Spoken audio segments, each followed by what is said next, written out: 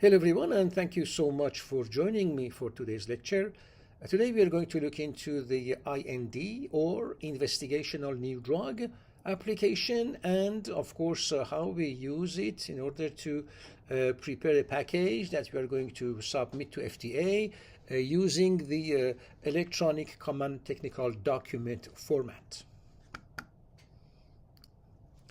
So what we're going to talk about today, we're going to look into the IND basics, then we're going to look at the categories and types of IND, then IND relevance guidance documents, looking into the setup process, then we talk about the IND forms and content, and then we talk about the IND life cycle management and role and outcomes of review, and then I will end up by just having one slide for going over the summary. First of all, what is IND? IND is when you are going to apply for starting to test your drug for its efficacy and safety in humans. This means that after having done all of the studies on non-clinical or animal studies, we will need now to prepare several documents that we are going to add into a package that we call IND application, or this is again the application that we have to prepare using the CTD format. And as you know, the CTD format is based on ICH M4. It means that we are going to have 5 modules called M1 to M5. And in each module, we will have to add different types of information. Now for IND, we will need to prepare those documents required, and then we add those documents into the IND modules and submodules, and then we submit that to FDA for approval. So once approved, we will be able to start our clinical trial. Now let's go over the IND basics. Now, first of all, when we look into the drugs, we are looking into preparing molecules and then to make them stable, looking into different formulations, and then we test them in vitro first and then in vivo in different animal species. So here we talk about non-clinical drug development. Now, what are the goals of the non-clinical development? Is we would like to look into, okay, what is the, again, the target cells or tissues in animals? It means that when we are going to administer the drug to animals, we would like to know where that drug goes. We would like to know what is the pharmacology of that drug. It means we are going to look into the absorption, distribution, metabolization, and excretion of the metabolites or the drug itself in different animal species. Now, based on what we see, we give the drug to the animal or different animal models, and then we are going to look into what the body of the animal does to the drug. So this is pharmacokinetics. And what the drug does to the body or different tissues of the animal. Here we talk about pharmacodynamics. We can also look into different, I would say, genetic studies, looking into the genetic predisposition, and then to look into the influence of genes on, again, the extent of the effect of the drug in different animals. So here we talk about pharmacogenomics. Now, based on all of these studies, we are going also to keep track of all of the adverse reactions that we may see. So any signs and symptoms, for example, in animals. Obviously, you may say that if this is seen in animals, it's not necessarily, again, the adverse drug reactions that we may see in humans.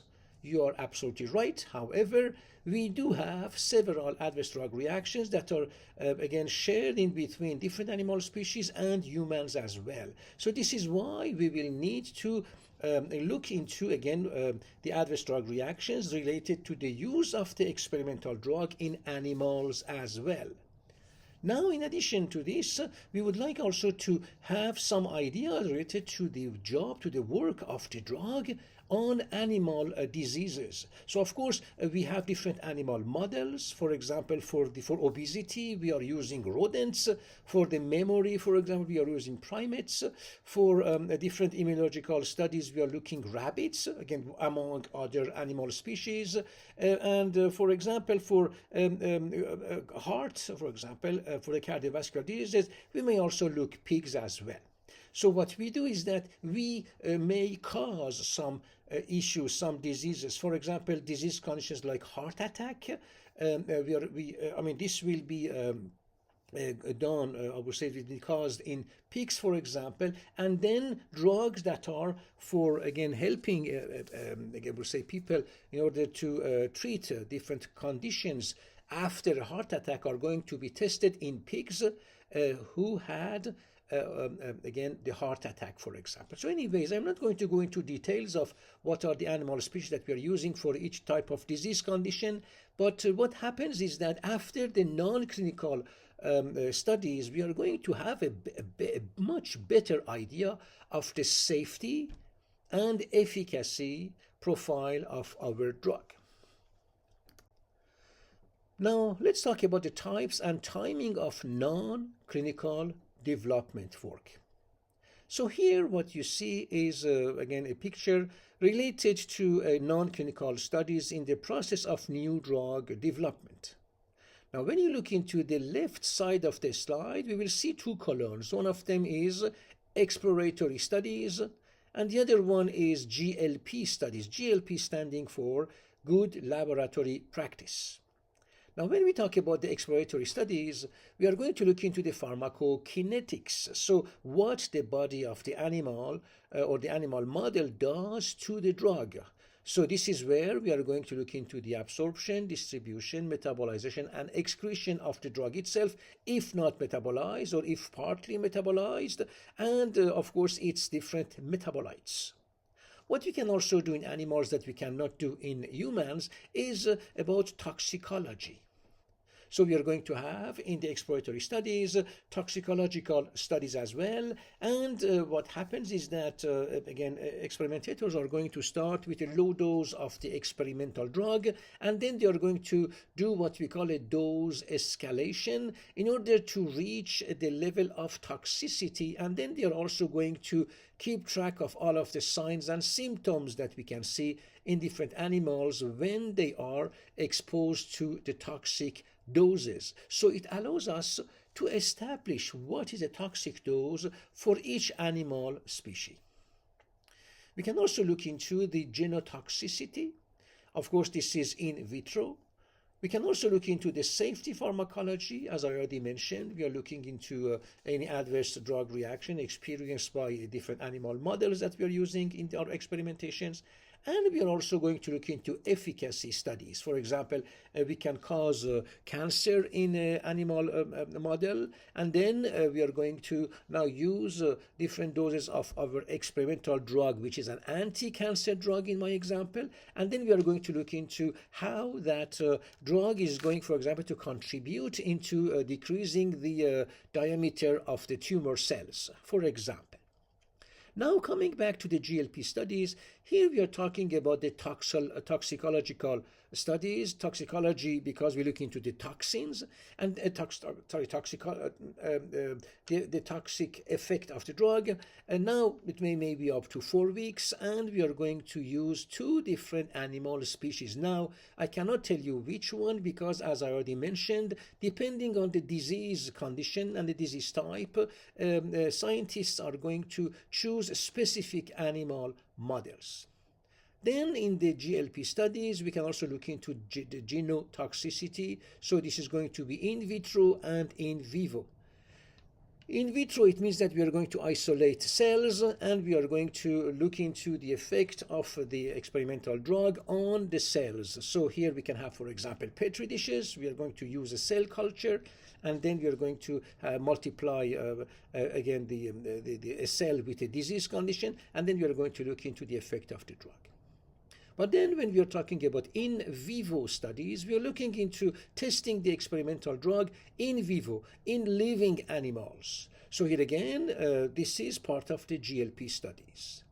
Then we will also conduct studies on toxicokinetics. This is the timelines. It means that when we are going to again do the dose escalation of the drug, we are going to have a better idea about the I would say it's the science of, I would say it's toxic effects, or the science which is toxicology. But then we are also going to look into what are the timelines, for example, for how long the animal must be exposed to which dose of the drug, so that we are going to observe some signs of, again, I would say toxicity in the animals.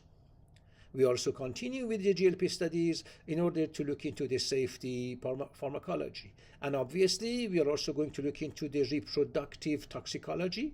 So here we talk about teratology and female fertility.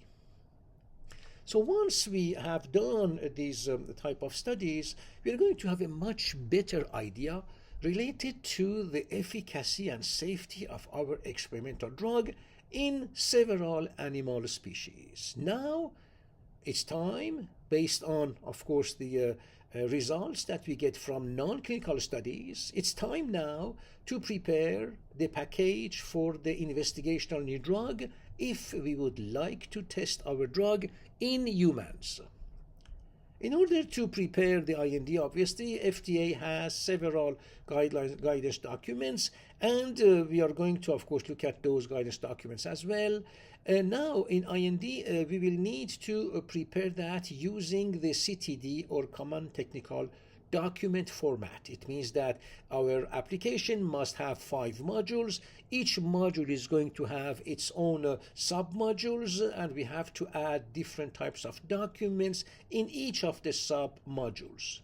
Now, module 1 is administration, and if you would like to know what you have to put in module 1 of your IND, you will need to go to FDA website, search for the IND web page, and then search for the CTD structure for IND module 1. Of course, for IND module 2, 3, 4, and 5, this is exactly the same structure that we are going to use as if it was for a drug. So as per ICH M4, all of the modules M2 through M5 are having the similar, I would say the identical structure of modules and submodules. However, module 1 is specific to the IND. It means that if you would like, for example, to prepare a new drug application, which is coming at the end of the phase 3 of the clinical trials, you will need still to apply to register your drug by FDA, again using the CTD format. However, module 1 of the new drug application in CTD format is not the same as the module 1 of IND. However, for both IND and NDA, module 2, 3, 4, and 5 have the same structure and the same type of documents that we have to add into those submodules. Obviously, again, when we are having again animal studies, we don't have information related to human experimentations. This is why in IND we don't have necessarily a module 5, because module 5 is for clinical trials. However, you may in some cases have your new drug or your I would say experimental drug having been already on clinical trials in other countries. In this case, you can always add that information in your IND, but in module 5. Now, once you prepare your IND, you send it to FDA. You have to send it through the FDA Gateway, which is an online again website, and then you're going to have again this approved, and after 30 days, 30 calendar days, you will be able to, of course, if everything is going well, you will be able to start your first clinical trial, which is phase 1. So what you can see on the right side of this picture is about phase 1, phase 2, and phase 3 in different colors, in different colors, from left to right. Now for phase 1, we know that we are going to look into the pharmacology, but again, now we are dealing with humans. So we'll need to again go over the pharmacokinetics, pharmacodynamics, and of course, if applicable, pharmacogenomics studies in humans as well. We will also look into potential, because as you know, it's not ethical to expose humans to toxin level of toxic doses of the experimental drug, but we can always look into any possibility of toxicity. Now in phase 2 with humans as well, we also look into reproductive toxicity, but don't forget again that we are not going to expose on purpose humans with the higher dose or toxic dose of the drug, but we will observe those variables in our clinical trials as well. Now, what I would like to tell you is that when you are going to, do your human studies, don't forget that we can, in parallel, conduct clinical, not clinical, but non-clinical studies as well. So what you see also on the right side is about the, different types of studies that can be conducted in animals in parallel with clinical studies conducted in humans. So as I already mentioned, in phase 1, phase 2, and phase 3, we are going to look into pharmacology. For toxicology, we can always continue to go over the toxicological studies in animals, but don't forget that in phase 1 and phase 2, we can also see some signs of toxicity in humans as well. Okay, so that what happened is that here we are looking into phase 1, where we will establish the safe dose of the drug, because we have to make sure that the drug is safe before making sure or testing the drug for its efficacy, and that's what we see in phase 1. So what you understand now is that in phase 1, even phase 2, in parallel, we can do animal studies and clinical trials as well. We are going to know more about the toxicology related to the experimental drug, but don't forget that IND is for, application to be authorized to test your drug for its safety and efficacy in humans. And once we are done with enough experimentations in humans and animals, we are now going to look into whether or not a company can prepare a new drug application. This is where we are going to again go to NDA webpage of FDA. We are going to look into what is the structure of the CTD for Module 1, which is different from the IND Module 1. And then for NDA, after preparing the structure and the documents for Module 1, we will continue to update the documents for Module 2 through Module 5. And once the NDA or new drug application is ready, we are now going also to submit that through the FDA submission gateway using the CTA CTD or Command Technical Document format with 5 modules. So now what's the IND purpose? I'm going to read the slide here. So during preclinical development, the sponsor's primary goal is to determine if the investigational product is reasonably safe for initial use in humans and if it exhibits activities that justifies further development. So as I already mentioned in previous slides, we first need to make sure that our drug has its efficacy and safety as we can see in animal studies, and then we will be able to test our experimental drug in humans. So when a drug or biological device candidate is recognized, the sponsor focuses on collecting information to establish the product that will not expose humans to unreasonable risk in clinical studies, and that the investigational product has the intended beneficial effect or efficacy in humans. Don't forget that something is very important here is that when we are, we may have adverse drug reactions in clinical trials. We may see those, but don't forget that many drugs, they do cause adverse drug reactions. And one of the examples is related to anti-cancer drugs. For example, you have alkylating agents. So those agents, they can also cause cancer, another type of cancer. However, we look into the benefit risk ratio. So this is a very ethical and scientific discussion where even if our drugs or our experimental drug is causing any adverse drug reaction, we may still go ahead and continue to do the studies and even to have our new drug on the market, knowing that the drug will cause adverse drug reactions as well. However, the benefit that that drug is again representing is much more important than the risks. And we can always, obviously, when we write the product label for the study, for the product, we'll be able to talk about the adverse drug reactions. We can also now put some restrictions for the use of the drug in specific populations. So the other point also is that a physician can sit with his or her patient and then to explain the benefits and risks of the drug.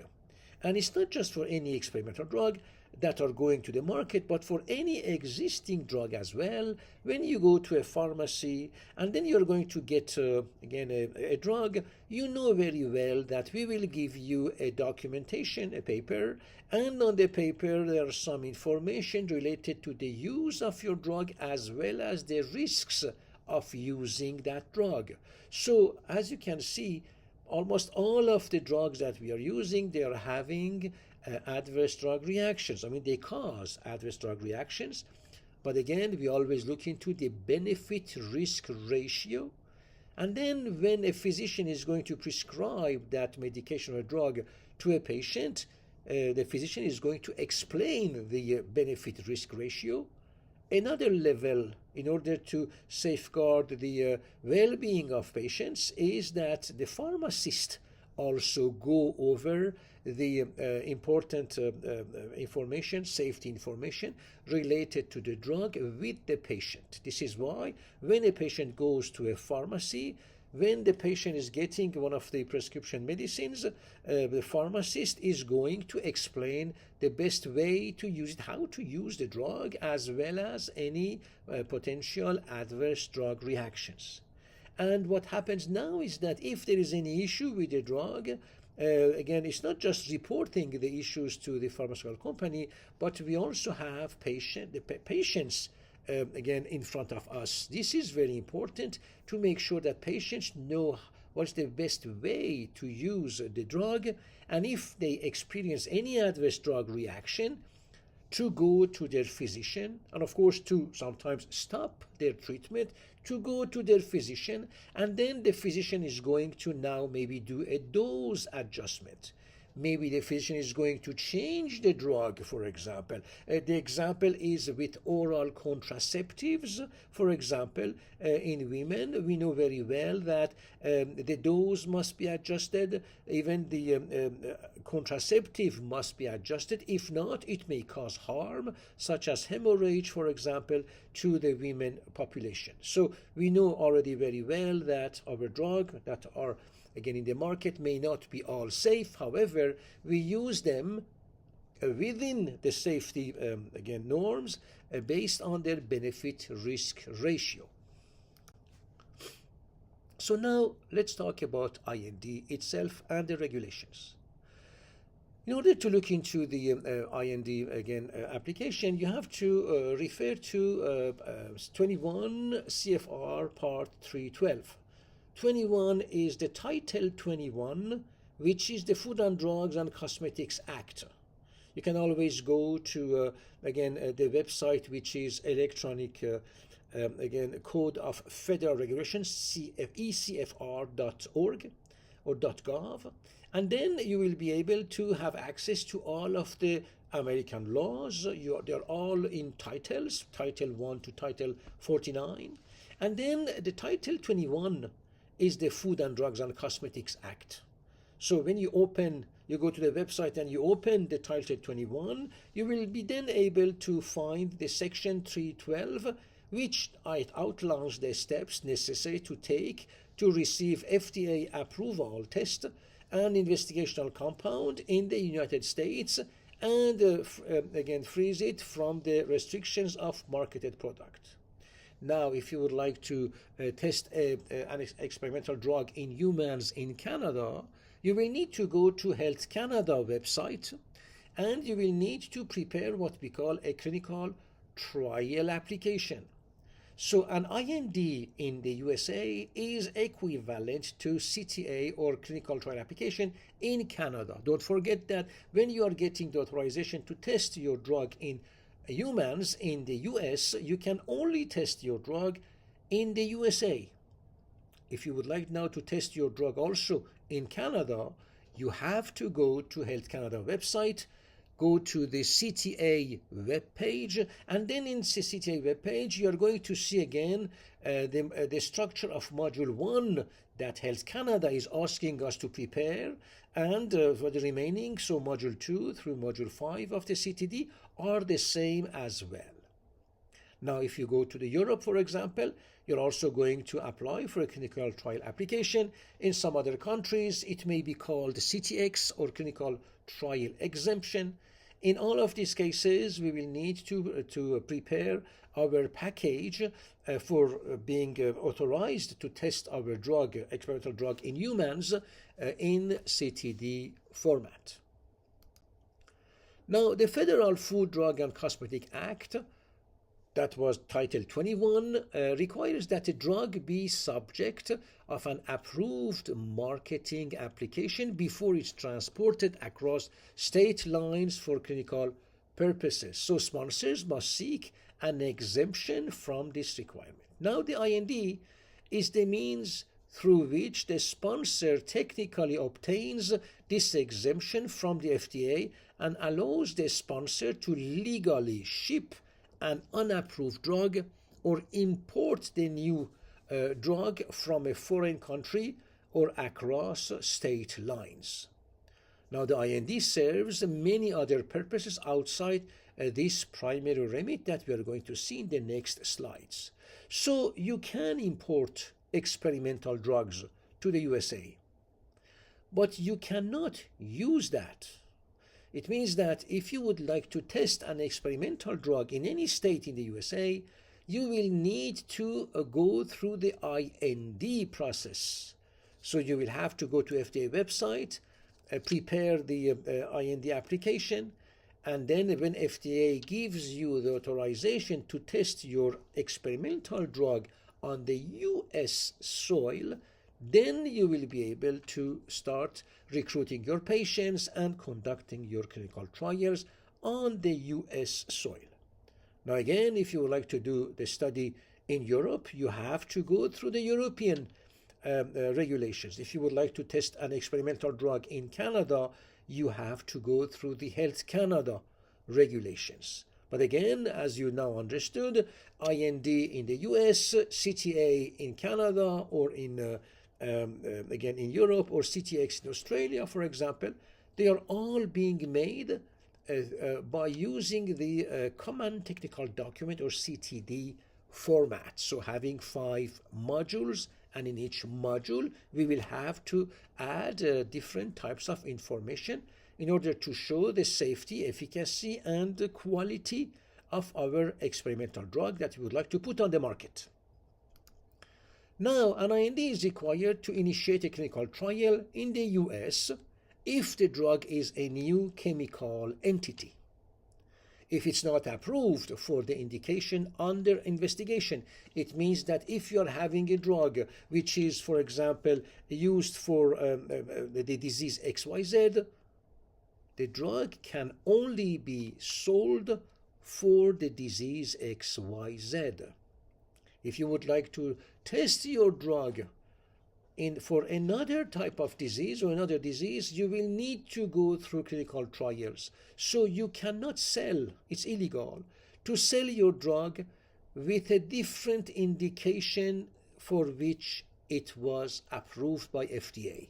The same rules apply in any other country in the world. So if you have a marketed drug, that drug is only for the indication for which it has been approved. You cannot use your drug for another indication unless you do perform clinical trials. And how you do that? By going through the IND application. Now, a new dosage form. If you are looking into another dosage form, you will also need to absolutely go through the IND application. Now, it's being given at a new dosage level. The same thing applies. If you are looking into in combination with an unapproved drug, the same thing applies as well. So when you are being authorized to sell your drug for a specific indication, you will have to sell it only for that indication. If you would now like to test your drug for other indications, other dosage form, or in combination with an unapproved drug, you will still need definitely to go through the IND application as well.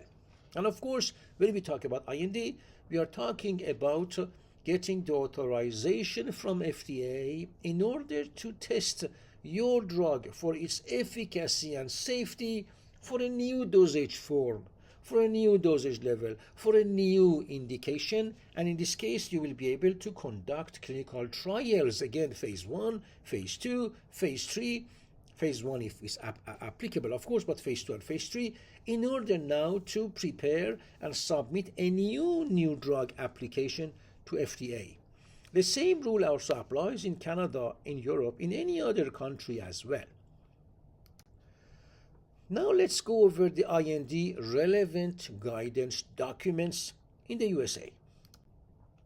So here I'm showing you the IND guidance document, which is our primary document. So here you can always go on the FDA website, search for the again IND web page, and this is from where you can easily find a link to this document, which is the investigational new drug applications prepared and submitted by sponsor investigators. And this is a guidance for the industry where we are going over, of course, what you need in order to prepare your IND, for example. And as we can also see on this image, if you look into section 4, certain information required, and if you go down, you go for the A, B, and point C and point D, you see that you have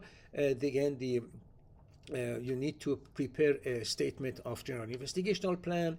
You need to have an investigator's brochure or IB. You need to have at least one protocol in order to test your drug. You need to have a document for the chemistry, manufacturing, and control information, which is point F.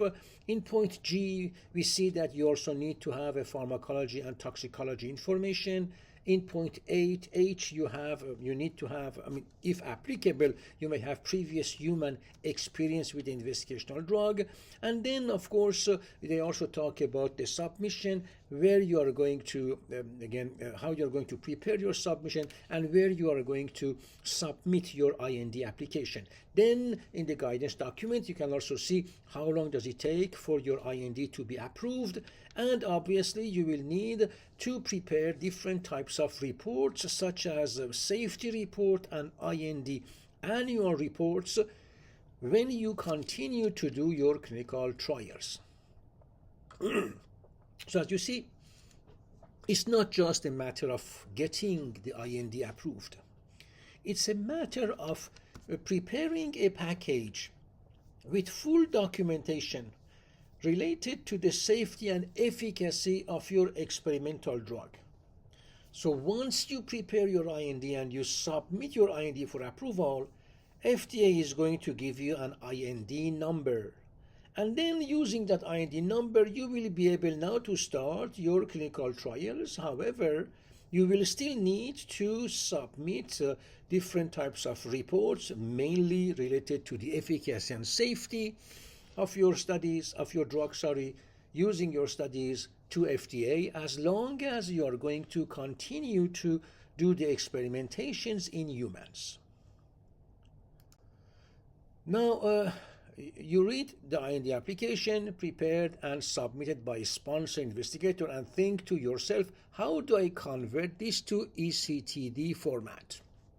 Okay, so how you do that is that first of all, you're going to prepare your ECTD backbone. The backbone is the modules. So module 1 through module 5, they are having different sub-modules, and those modules are all called with different names or titles. And then we are going to see what type of content we need to add into which type of document, and where we have to add that document in its specific placeholder in module 1 through module 5. So this is how you are going to, of course, looking into how you are going to prepare your IND. So now when you look into the comprehensive table of contents, again, this is what I already started to talk about. You can see that not only you can prepare your IND, but also you are able to find the forms that you need from the IND web page on FDA website. So you need to prepare forms where you can find them. You can again go to the guidance document for preparation of the IND, and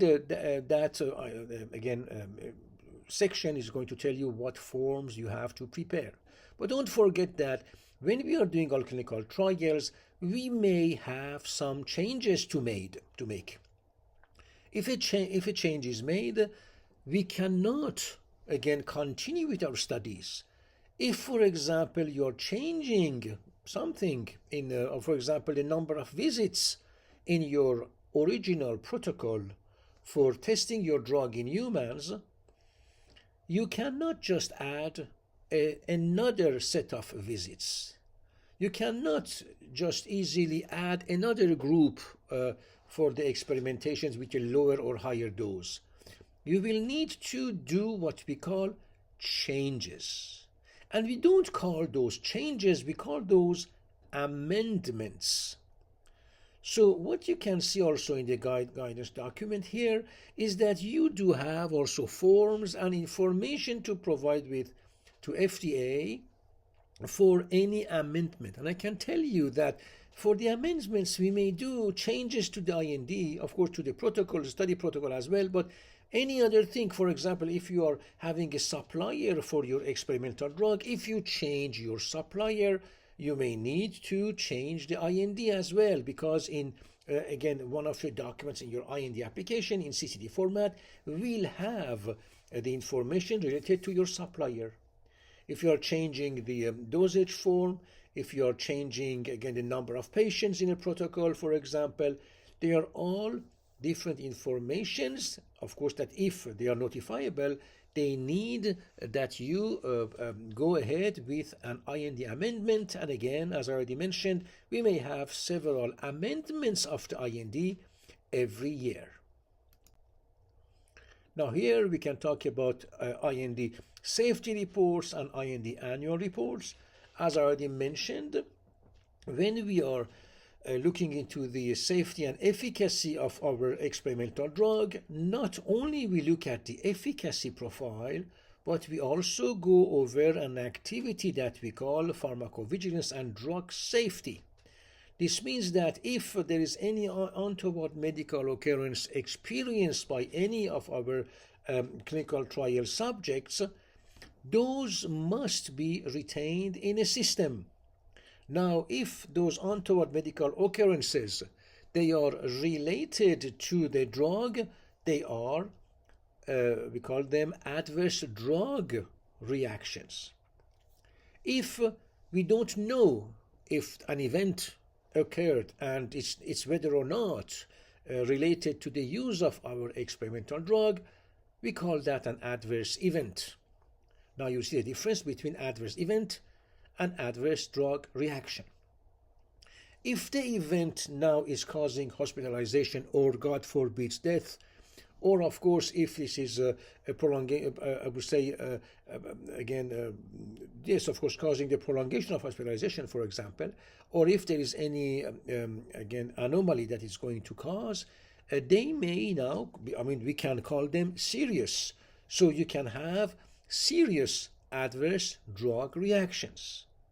So all of these different terms are used in order to, again, keep track of all of the adverse reactions to a drug experienced by the patient population during the clinical trials. And those activities, we call them drug safety, but any of those occurrences is going to be added into a database. We will keep track of all of the adverse drug reactions in order to prevent harm, but also to learn more about the safety profile of our drug. So now when we talk about IND safety reports, these are reports related to the safety profiles and even the number of occurrence of adverse drug reactions, their types, etc., their severity as well, that we are going to prepare, and we also send a report to FDA. Don't forget that if our experimental drug is causing harm, if we see that the risk benefit or benefit risk ratio is not justified, IND can be put on hold, meaning that a clinical trial or several can be put on hold as well. And this happened in the past. It may happen also in the future, because don't forget that FDA's job is main job, of course, is to protect the population. While we need new drugs, while we need safer drugs, cheaper drugs, more efficient drugs, we also need to protect the population. This is why all of the clinical trials, they must prepare IND safety reports. Now, it may be 120 days, for example, it may be every 6 months, but they have to be prepared and they have to be sent regularly to FDA as well. Now we also have the IND annual report where we talk about the safety and efficacy. So we are looking into whether or not our experimental drug is giving us enough reason, acceptable reason, in order to keep going with the experimentations in humans. If not, we will need to, of course, stop put a hold and, of course, to stop that IND as well. Now, we may also have some other, documents as well. I can talk about the formal meetings between the FDA and sponsors. We can talk about the guidance for industry and investigators, guidance for industry for end of phase 2A meetings, guidance for industry for INDs for phase 2 and phase 3 studies. So here we are talking about the IND life cycle as well. We have initial INDs, and again they are all in green stars, and we have INDs life cycle. These are regulations related to the continuation of INDs. They are all in blue stars.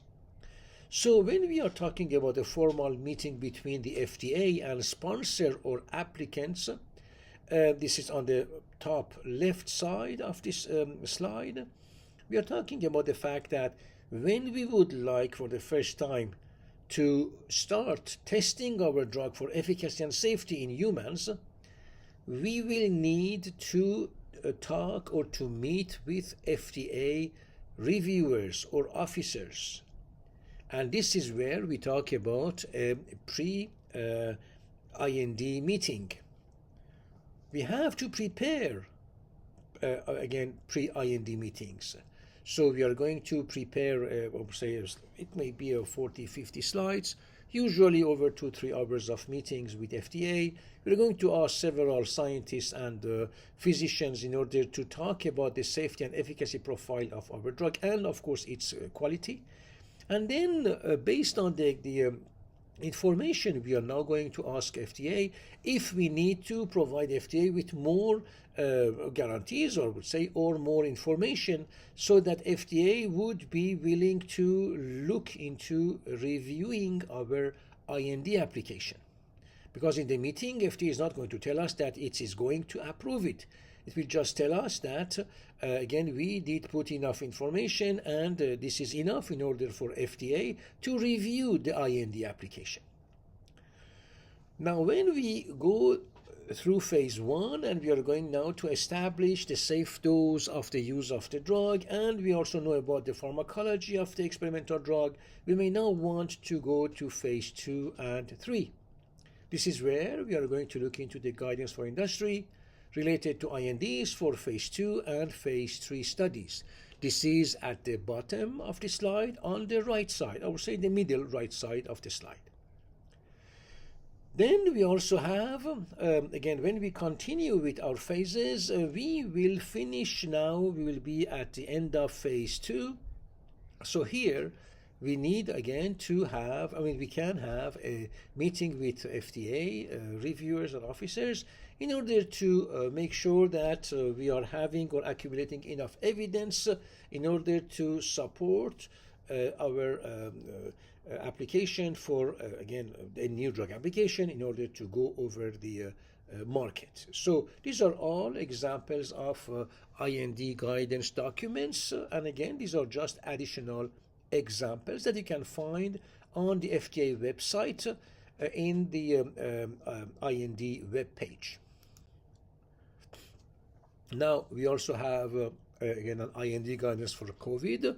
So it's COVID-19, developing drugs and biological products for treatment or prevention.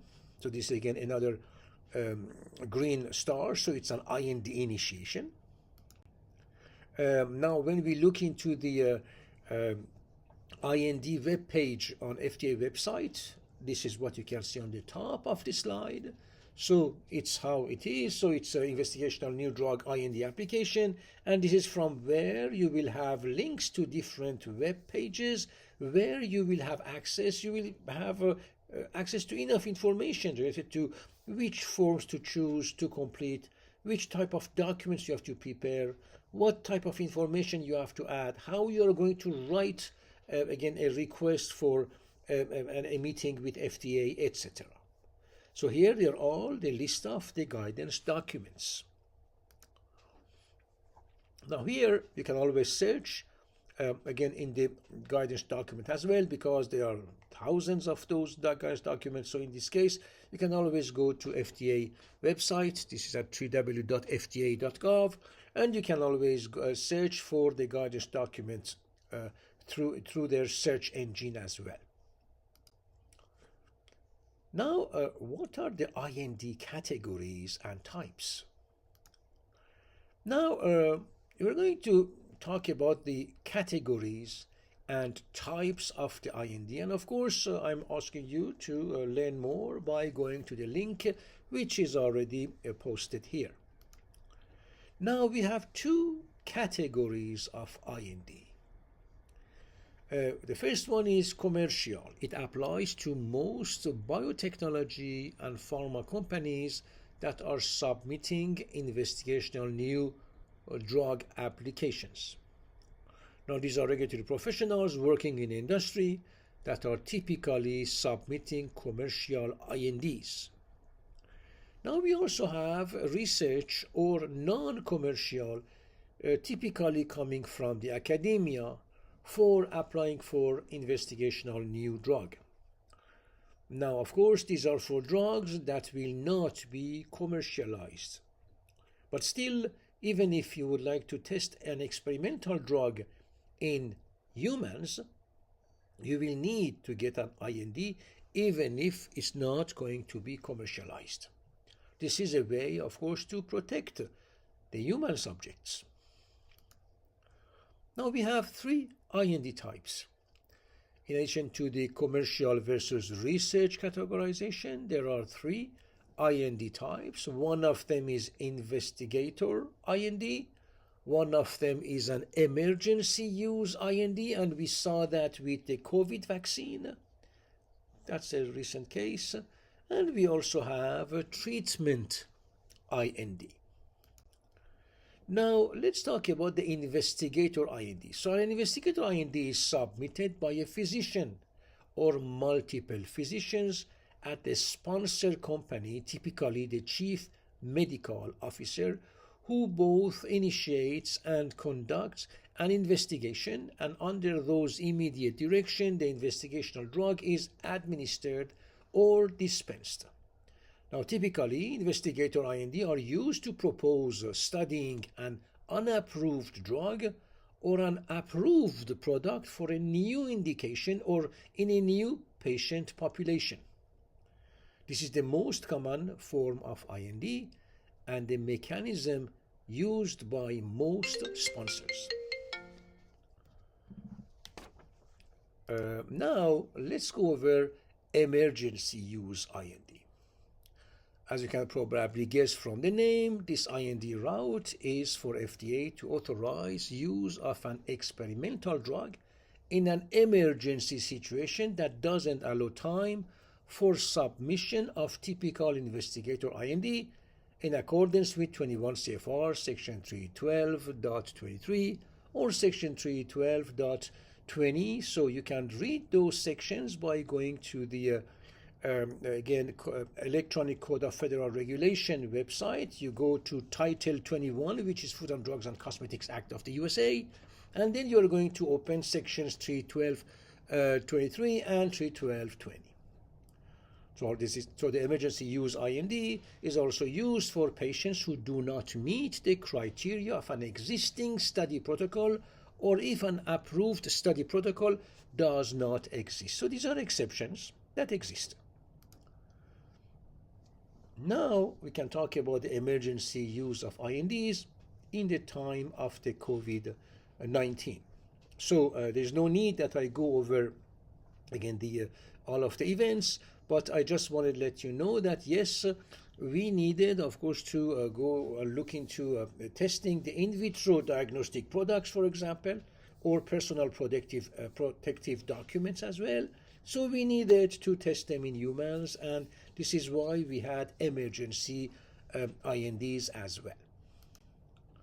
Now, what is the treatment IND?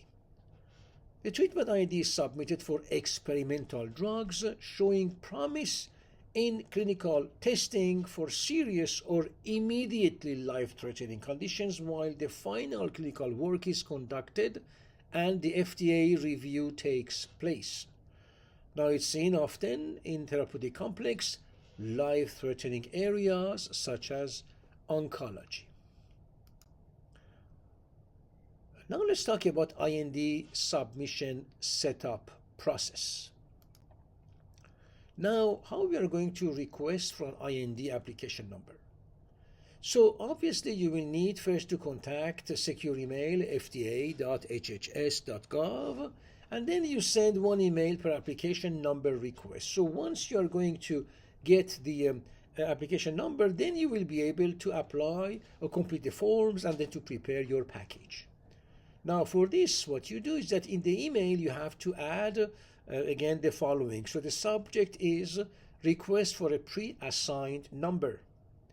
And in the text you have to add the name of the applicant that will be on form FDA 1571 or 356H or transmittal letter that we use in the in the master file.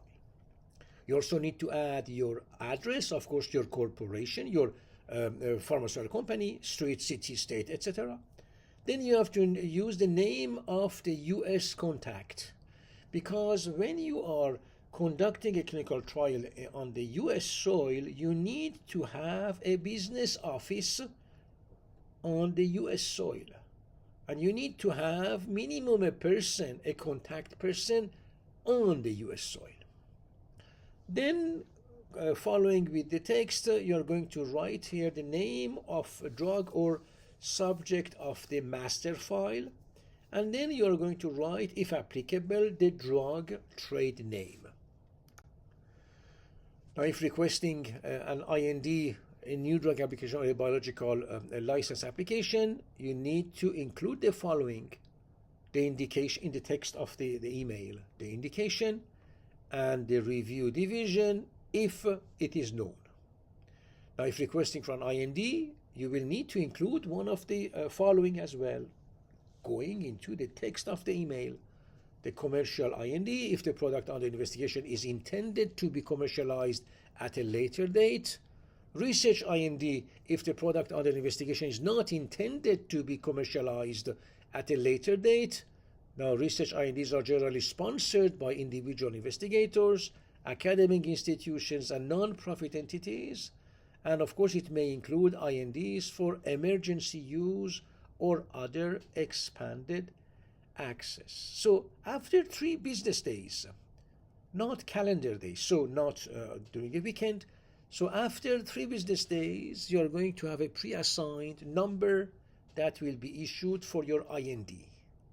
And now you're going to use that pre-assigned number on all of the forms where applicable that you're going to complete and add into your IND application in CTD format.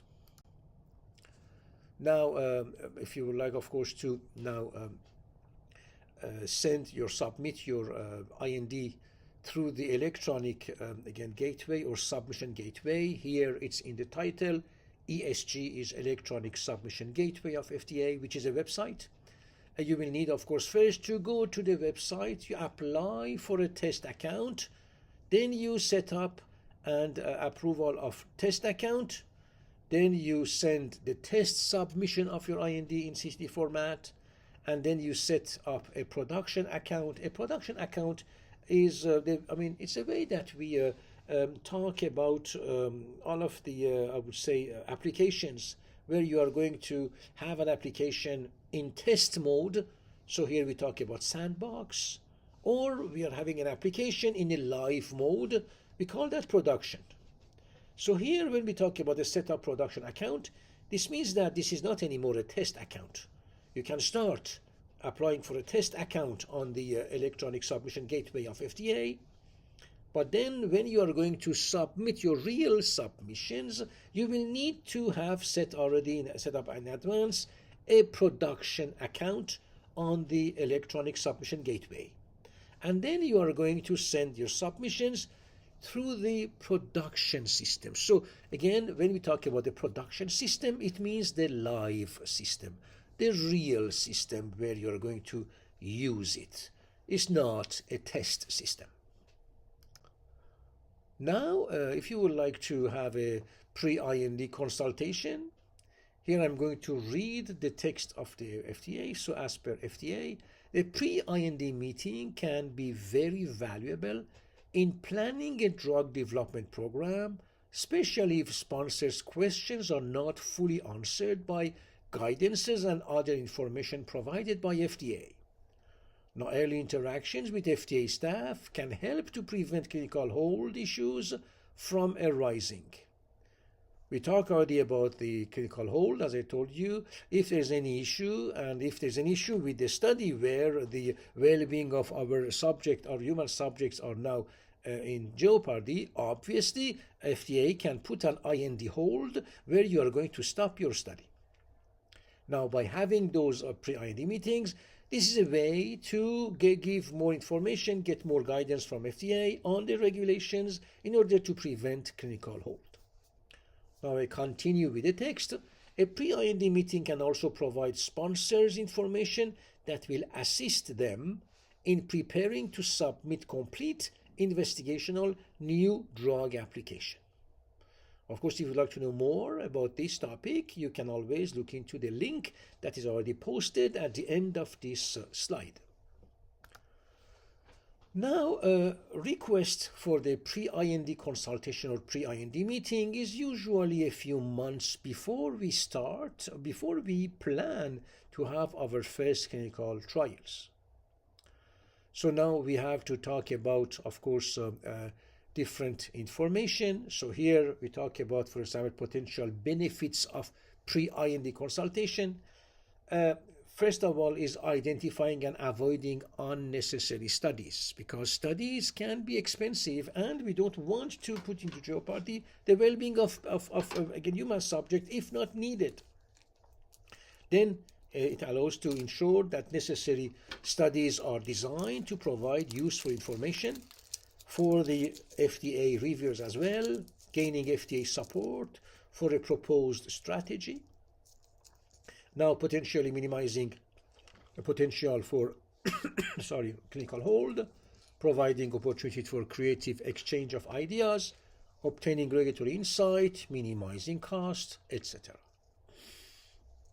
Now, how about the development conditions best fit for pre-IND consultation?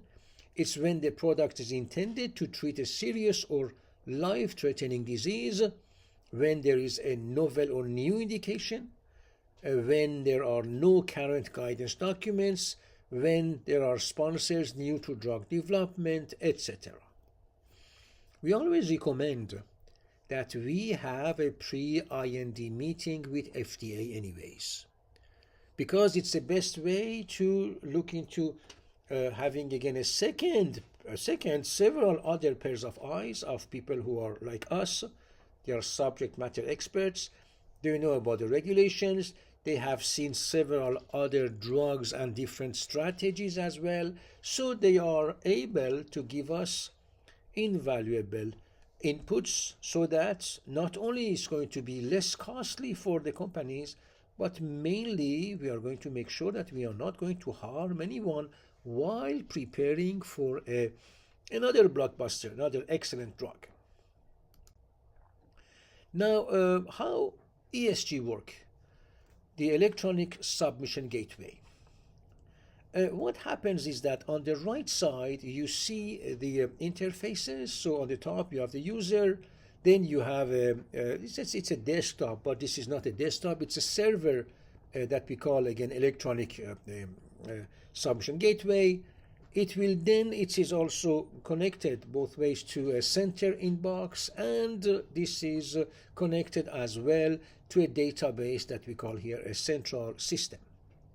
Now a user sends single file or folder submission to FDA via HTTPS, which is the hypertext protocol, S for safe, I would say, or secured, and it means that the transmission is secured, and you are going to be able to submit your CT or your eCTD in a compressed format from your laptop in your company to the electronic ESG or submission gateway.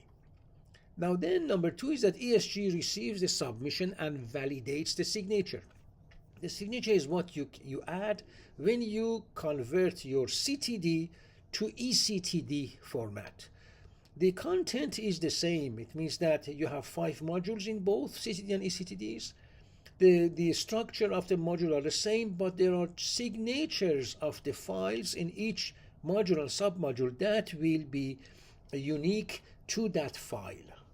So when we are sending an eCTD, we are sending not only the structure and the documents, but also each electronic file has its own signature that makes that file unique.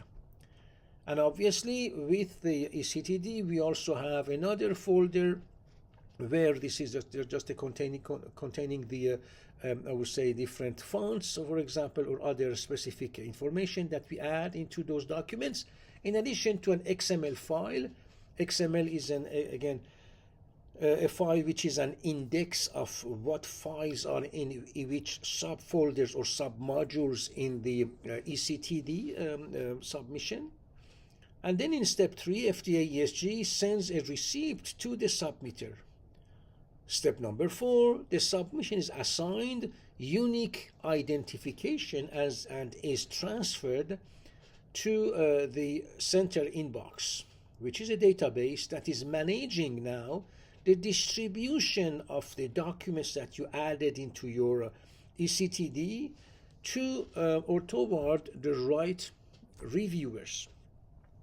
So what happens here is that, for example, the content of module 3 is going to be recognized by the center system.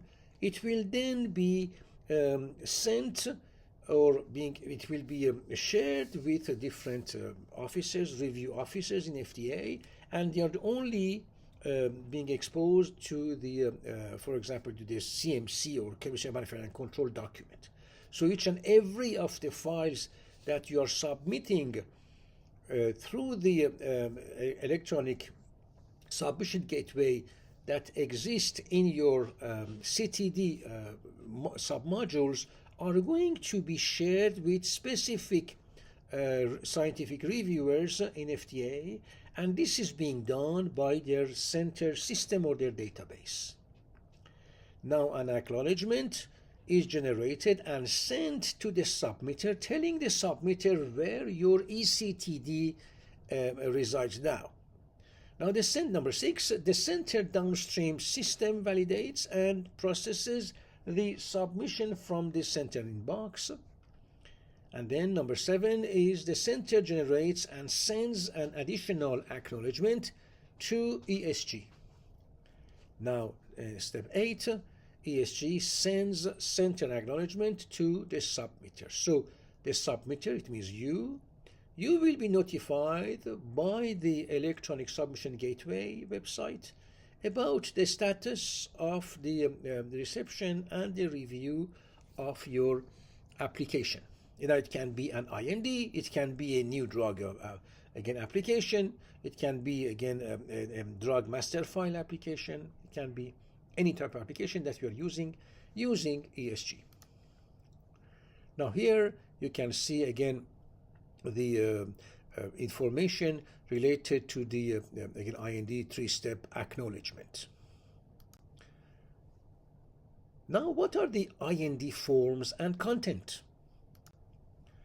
Now the forms are forms 1571, 1572, 3674 as well. And what are the content? The content is at minimum the IND needs, which are the following: animal pharmacology and toxicology studies, manufacturing information for the quality, and clinical protocols and investigator information. Now, for the form 1571, I'm not going to click on the forms, but you can always find them on the IND web page on the FDA website.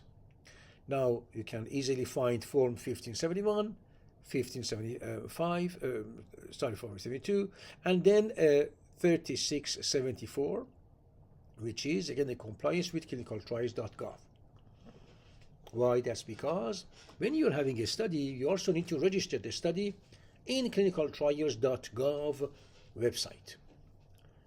Now, you also need to add predominantly administrative information such as the indication, if the drug is an orphan drug, so orphan designation status. You're also going to add phase of investigation, phase 1, is it phase 2, is it phase 3, and the serial sequence number 0001, 0001 for the first one, for example. What is the serial or sequence number? When you're preparing an IND, your main folder, which is the main, I would say, the application, the eCTD is a folder. And the folder is called 0000 for the first time. When you open that folder, you're going to see 5 folders inside, or 5 subfolders. Those folders are called M1, M2, M3, M4, and M5. And these are what we call modules. So when you are going to submit your IND, for example, for the first time, this is the initial, again, IND is in a folder. And this folder is called 0000. In some countries, you have 6 zeros in a row. And then you submit your IND with all of the information in different modules, and module 1 through module 5, and all of the documentations and forms needed in submodules. Now, if time comes and you would like to make an amendment, a change to your IND, obviously you are going to go to your eCTD builder, that's an application. You're going to open the previous IND application. So for us, we open the IND application 0, the initial one, so we open the folder 0000, and then we are going to add, remove documents, add new documents, updated documents, and then we will again compile that IND, which is the second version. So it's the first time that we change it. Obviously, your system, your ECT builder is going to save that second application, which is the updated first or initial application. But now your ECTD builder or the program that you use is going to save your IND version as 0001. As I already also explained, we may have changes into IND, we may have amendments as well. So those changes or amendments are going to be reflected by, again, changing documents in the next versions of the IND application. So you may now go to any company, you may have 6 drugs, and you may see you may have access to the IND folders for these drugs. You may see for one of your drugs your IND sequence number is 0025. It means that there have been 25 times that your IND has been amended. You may have another drug, XYZ, where your sequence number or serial number of your IND application is 55. It means 0055. It means that for drug XYZ, the IND has been updated or amended 55 times. This is what it means. Now let's go over Form 1572. Again, I'm inviting you to please, look into the link to this form by going to FDA website, search for the IND web page, and from where you will have access to this form. Now, this form is completed by the investigative sites. It includes information about the clinical site, responsible personnel, and administratives. It also gives us information on the lab. And we need one form per clinical investigative site. Now, if you go to clinicaltrials.gov and you search for any drug, for example, you may find studies where you are having 20, 30, 40 sites where the study is, being conducted. This means that we did prepare 40 forms 1572 because for each of the clinical trial site, we needed to complete one form 1572 and add it into our IND application. So while for all of the 40 studies, we needed only one IND application, we needed to complete 40 forms 1572, meaning one form per site. Now here, of course, you can look into the form, which is form 1572 that you can see at the bottom of the form on the left. So here we have to write down again in section 1 the name of address of the investigator, himself or herself, then the education and the training, then the name in section 3, the name and address of any medical school, hospital, or other research facilities where the clinical investigation will be conducted. Then you have, again, section 4, which is name and address of any clinical laboratory facilities to be used in the study. Section 5 is the name and address of the Institutional Review Board, or IRB, that is responsible for review and approval of the study. And then you have the next sections for, again, the name of sub-investigators and name of and code number, if any, of the protocol. So now let's go over the manufacturing information. Now here, you can always, of course, go to the link that I wrote here for you, but we need to put information in Module 1 and in Module 3 of the IND in CTD format, and we need the following information. For example, not for example, but we need to have information about the drug substance, about the drug product. A drug substance is the active pharmaceutical ingredient. The drug product is the drug substance in addition to the excipients. That's why we have a drug product. Then you need to, if you are using any placebo or a control, to talk about the placebo formulation. Then you need to give information related to the labeling for the labeled products relevant to the investigational drug, and an environmental analysis for assessment of the effects of the investigational new drug or biological product on the environment. You also need to have a clinical protocols and information related to the investigator. So first of all, do we have phase 1, 2, or 3? Then we have to have the inclusion of protocol synopsis for further studies not fully designed yet. Now, don't forget that in order to write the protocols, the clinical protocols that are mandatory to have, you can always refer to ich.org website, which is the website for the International Council of Harmonization. When you go to the website, on the top right side of the website, you have 4 sections. One of the sections is E, standing for efficacy.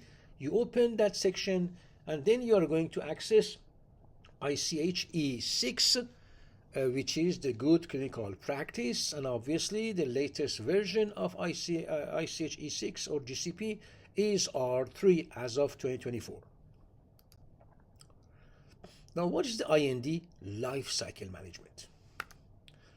So here we can talk about, the table is telling us again about the life cycle. So on the first column on the left, you have the IND applications for clinical investigations. This is for the product development. So here we need to, of course, have an overview.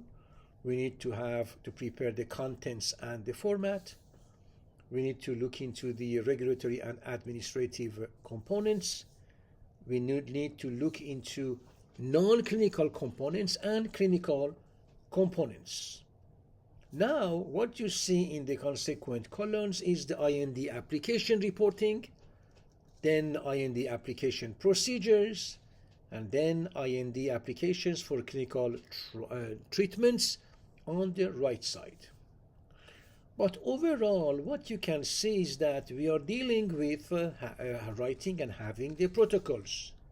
We need also to have safety reports. We also need to prepare annual reports. We also need documents related to investigators' responsibilities. We also have to make sure about the interactions with FDA. We may also have some exemptions from IND requirements depending on the type of IND that we already covered. But overall, what we see here is that as long as we are conducting our clinical trials, our IND life cycle is ongoing, because we still need to send safety reports to FDA. IND safety reports. It may be every 3 months, every 4 months, every 6 months, every year. We also need to prepare annual reports. And don't forget that at the same time, we may now have other studies as well. We cannot just have one study that is ongoing. We have several studies, so we are going to look into the same information related to each of those studies as well. Now, we also talked about the amendments or changes. So an effective IND needs to be maintained while clinical trials are ongoing. It's maintained through submission of IND amendments. Now, Forms FDA 1571 is not only included in the initial IND submission, and we talk about the serial number 0000, but also any subsequent IND amendments, for example, serial number 0001 or 0002. So if there is any change in the investigator's name or investigators, any change in the site information, any change related to the laboratory, for example, we are going to now, update our IND, and each time that we update our IND that we have to submit to FDA, the serial number changes, but you don't change the serial number. This serial number is changed automatically by your ECTD builder. It means that you open your IND application in ECTD format, and then you are going to add some information. Now the ECTD builder is going to rebuild another IND which is based on the initial IND. It will also give a new serial number, so your IND for drug XYZ, if the initial was a serial number 0000, is now going to be 0001. Now we can talk about the box 11 of Form FDA 1571 that you see at the bottom of the slide, that it lists the different types of IND amendments. So if those changes are applicable here, then we will need to submit an IND in amendment in ECTD format. Now, while we talk about the protocol updates, you may have the changes in the protocol or updates. So, for example, sponsor has submitted the protocol to FDA, and protocol has been approved by IRB. Okay, but if there's any change, for example, as you can see at the bottom, again, left side, if there's a new protocol, if there's a change in the protocol, if there is a new investigator, if of course we have another type of protocol, then here we will have to send an IND amendment. Now the same thing applies to the information amendment. If this is related to the chemistry and manufacturing or the microbiology, we have to send an IND amendment to FDA. If this is related to the pharmacology or toxicology, clinical statistics or clinical pharmacology, we need to send an amendment. But don't forget that you cannot, for example, use a new protocol or change something in the protocol and to continue your study and then to send the IND. No.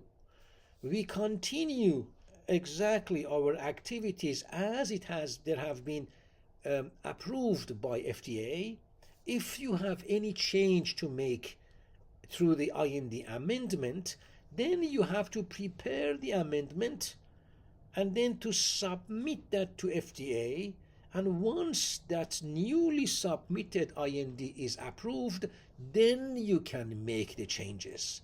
Then you can have a new protocol or change a protocol, or having some changes in the informations as well. Of course, the other amendment here is about the IND safety report. So if this is an initial written report that you're going to submit to FDA, or if this is a follow-up to a written safety report. Now, what is the role of FDA with respect to IND? FDA is reviewing IND. FDA has several scientific officers, and they are all, again, like you and I, they are subject matter experts in specific fields related to the manufacturing or testing a drug, for example. So what they do is that they do the determination of the non-clinical testing data. They give advice to sponsors on the adequacy of the non-clinical data. They also do independent analysis of the non-clinical results and conclusions. They also give us standards estimated for the minimum lab standards. So they give us those information, like for example for the good laboratory practice regulations for the non-clinical testing. Now here, this is just again an example of IND relevant maps. Maps is the document for the policies and procedures, okay, related to conducting IND studies. So here we can have other type of information. Okay, so these are again manual and policies. Okay, maps is manual and policies, for example. This is another policy that we can talk about. You have another relevant policy, which is for prioritization, triage, and review process for INDs. And again, they were all, I would say, information that FDA, they use internally for their review. Now, the review of the, your IND by the FDA is, as we can see here, So we have a division director at the top, you have a deputy director, but then we have a lead pharmacologist who is working with a lead chemist and with supporting chemistry reviewers. We also have a lead medical reviewer who works with the lead pharmacologist, and you have supporting medical reviewers as well. You also have pharmacology and toxicology, again, specialists who are working with the lead pharmacologist, and the entire project, because each IND is a project, is managed by a project manager. That's why, again, learning or knowing about clinical project management is also, again, a plus for regulatory affairs professionals, because they show that they can apply their project management knowledge into clinical trials and, of course, evaluation of the INDs as well. Now, the review structure is the following. So pharmacology is focusing on the results of pharmacology, chemistry is about the manufacturing and processing, and people who are doing the review of the clinical content are evaluating the clinical trial protocol to determine if the subject are going to be protected from unnecessary risks, and the study design will provide data relevant to safety and effectiveness of the drug. Now, the outcomes is usually after 30 days that we are going to get the outcomes. Now, it may be, again, approved. Don't forget that these are calendar days, again, not business days. And FDA will respond to sponsors, again, questions as well. They give them, again, usually another 30 days, but usually FDA can also put a hold on a study. This is what we call a clinical hold, if FDA judges that the well-being of subjects is in jeopardy. Now, you can now get this type of letters, like may proceed letter from FDA, so that you can proceed with your study, or you can receive a clinical hold. So you have to, it's a complete clinical hold or a partial clinical hold, but we have to stop the clinical trial. So here you have, again, the complete clinical hold, a delay or suspension of all requested clinical research, or a delay or suspension of part of the requested clinical research, which is a part called a partial clinical hold. So in summary, we looked into the IND submissions, which is, again, it's a major milestone. We looked into the drug development. We looked into the initial IND. We looked into the IND life cycles, where to go to submit the IND, what happens in the electronic submission gateway when you're sending your IND. And of course, we talked about the IND safety reports. We talked about the effect of, the work and the job of FDA in order to make sure that, human subjects are safe, of course. And don't forget that FDA can also, of course, put a hold on a clinical trial if this is not safe for the population. So these are the references, and I would like to thank you so much again for joining me for today's lecture. Stay all well, and thank you so much.